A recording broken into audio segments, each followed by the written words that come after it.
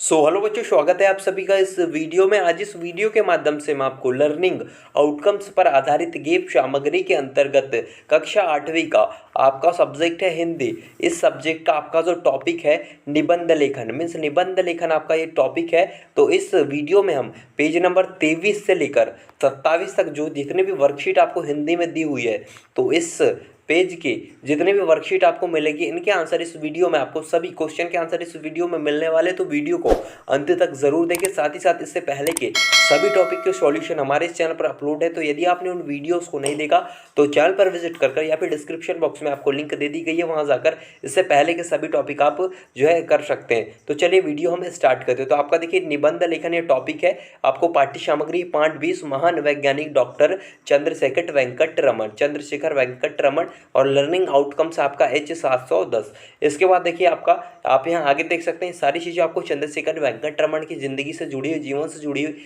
आपको यहाँ दी हुई है। उसके बाद आपको यहाँ चित्र भी दिया हुआ है। सारी चीज़ों को आपको देखना है और डिटेल में आपको ये सारी चीज़ें दी हुई इसको आपको डिटेल में अच्छे से पढ़ना है।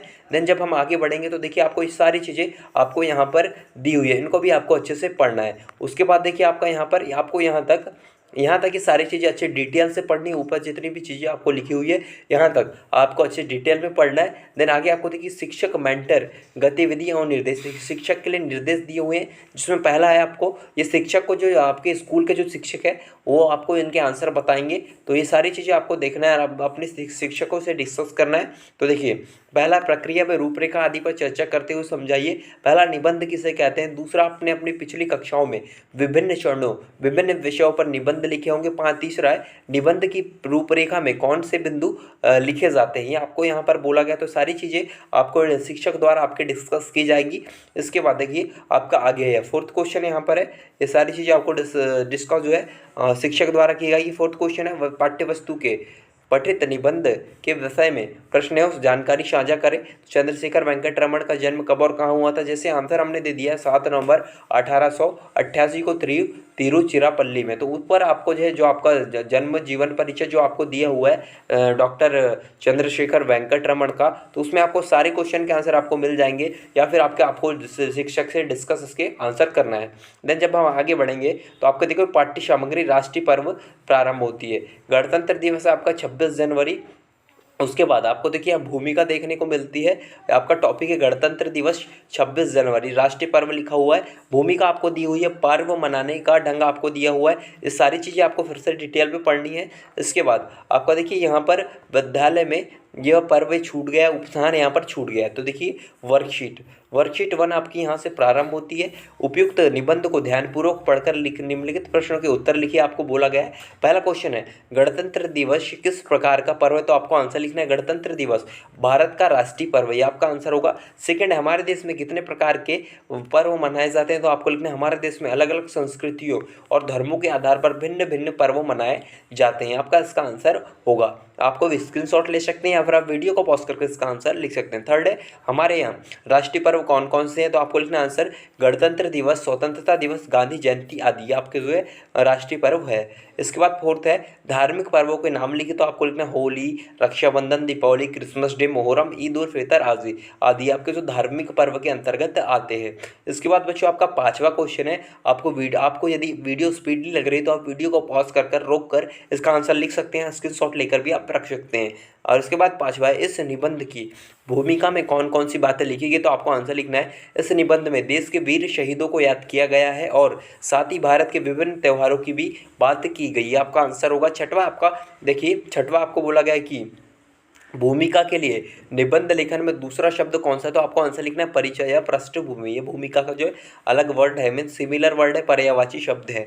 सातवां भूमिका लिखने के बाद निबंध में कौन से विषय पर लिखा जाता है। तो आपको लिखना है भूमिका लिखने के बाद निबंध में लिखे गए निबंध के विषय पर परिचय या सामान्य जानकारी दी जाती है, आपका सातवें का आंसर आपको लिखना है। आठवें का आंसर आपको लिखना है। इसके बाद देखिए क्या क्वेश्चन है, इसके बाद फिर किस बिंदु पर जो है चर्चा की जाती है। तो आपको देखिए भूमिका लिखने के बाद निबंध निबंध के विषय पर जो चर्चा की जाती है, मेन टॉपिक जो आपका विषय है उस पर चर्चा की जाती है, आपको ये लिखना है। इसके बाद 9वां क्वेश्चन है बच्चों की, निबंध के अंत में हमें क्या लिखना चाहिए, तो आपको लिखना है उपसंहार। उपसंहार आपको निबंध के अंत में लिखा जाना चाहिए। इसके बाद आपका 10वां क्वेश्चन है कि पाठ्य सामग्री में प्रस्तुत अपूर्ण निबंध को छात्र स्वयं पूरा करे। तो देखिए आपको ऊपर यहाँ पर पाठ्य सामग्री दी हुई है, तो देखिए पाठ्य सामग्री आपको यहाँ पर दी हुई, देखिए विद्यालय में पर्व, आपको गणतंत्र दिवस आपके विद्यालय में किस प्रकार मनाया जाता है लिखना है, और उपसंहार आपको लिखना है। तो ये 1 और ये 2, तो देखिए 1 और 2 में आपको जो पॉइंट है उसके आपको कुछ इस तरीके से करना है। देखिए आपको पहले में जो मनाने का तरीका आपको लिखना है, हमारे विद्यालय में गणतंत्र दिवस बड़े धूमधाम से मनाया जाता है, आपको लिखना है। और उपसंहार में आपको सेकंड में लिखना है गणतंत्र दिवस भारत के राष्ट्रीय पर्व में से एक है। तो आपका ये आंसर सदस्वी का हो जाएगा। इसके बाद देखिए आपका 11वां है, किसी एक धार्मिक पर्व पर निबंध शीर्षक तथा रूपरेखा लिखिए। तो धार्मिक आपका पर्व होना चाहिए, तो आपका धार्मिक पर्व रक्षाबंधन।